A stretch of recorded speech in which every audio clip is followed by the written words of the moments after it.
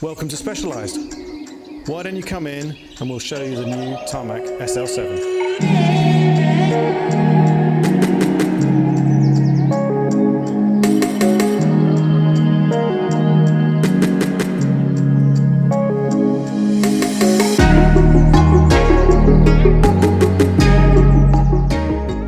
There are a few changes to the SL7, as you would expect, that make it different to the SL6, the bike it replaces. If we talk about it from front to back, a clear differentiation is the internal cable routing. Now with the SL7, you have the choice to run that bike as an electronic group set with hidden cables, or as a mechanical group set with hidden cables, and you can choose which stem you want to run. So if you want to use the integrated Tarmac stem that comes on the S-Works bike, it comes with the S-Works frame, and it is also on the Pro bike. If you buy the Expert bike, it has a normal, traditional, let's say, stem, but you still get your internal cable routings from the head tube into the rest of the frame. So you've got those internal cable routings, which makes the bike obviously very clean. It also adds to the aerodynamic advantage of that bike. The stem itself is new. It's about 45 grams lighter than the Venge stem. It's similar in looking. It's a bit sleeker, but it's similar in looking, but it is lighter weight. Tarmac is a direct replacement of the Tarmac. Like we spoke about, racing is becoming harder, and that decision to not let our athletes have to compromise on the start line. You know, that choice of whether you take an aero bike, but it might hinder you on the climbs, or that choice of whether you take a lightweight bike, which might hinder you on the sprints, well, that's not a choice we want people to make anymore. So we decided to improve the Tarmac, which has got the reputation of being the best riding bike. And what I mean, that's one of those things that you can't put in a chart. You know, it's not about how fast it is, it's not about how light it is, it's just how it feels. And it's an athlete's perspective that we were listening to here, and they love the ride of that bike. But what we did know is that we could improve on that bike by using our freefall aero library, and using that technology improve the aerodynamics. And that improvement in aerodynamics led to about a 45-second gain over the old Tarmac.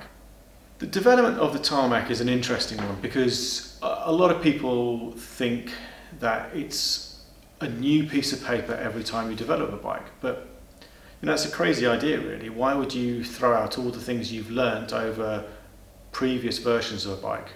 So the development really is a continuous improvement. The rider and the racers only see that when a new frame comes out, but the technology and the learnings that go behind the development of that latest version, whichever latest version it is happening all the time.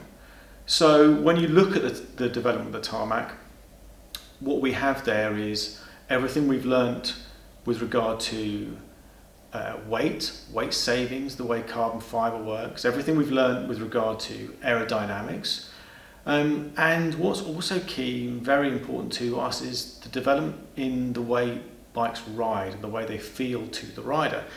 That's always been the big positive for a Tarmac. It's been how athletes have connected to the bike and how comfortable they feel on the bike.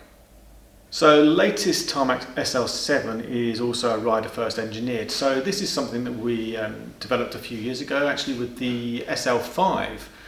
So it's a technology and a development protocol that we introduced a while back, but it's no less relevant and no less important even on the SL7. And rider first engineered, you can read up about it, but it's really about making sure that every bike is effectively a unique frame size and frame characteristics. So rather than just scaling, making something bigger by 10% or making something smaller by 10%, what we do is we look at each frame size and we have specific characteristics that we want each frame size to have. And that really means that if you're a smaller rider, you're not going to be riding an overly harsh bike.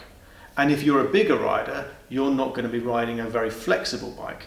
It's maintaining those ride characteristics irrelevant of the rider size. One of the questions we will often get asked is, why have we bothered to change the product? Why have we changed an SL6 to an SL7 when actually an SL6 was, an incredibly popular bike? But racing is just getting harder. If you talk to the pros, whenever they're on that race start line, they know that they are really going to be up against it more than ever before. Every start line, every race is harder and harder.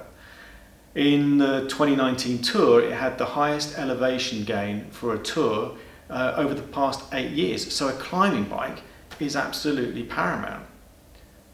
But also, if you look at, for instance, the Volta, the Tour of Spain, last year again, for a stage over 200k, we had the highest average speed of over 50k for a particular stage.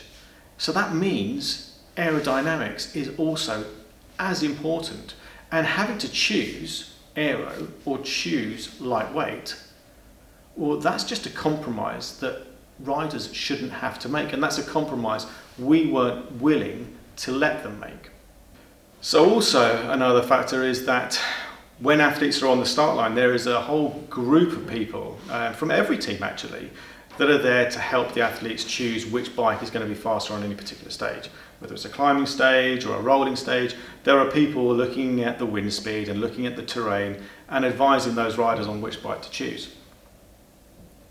Well, with the SL7, we've taken those jobs away. They're going to be doing something else, they're going to be filling water bottles or something.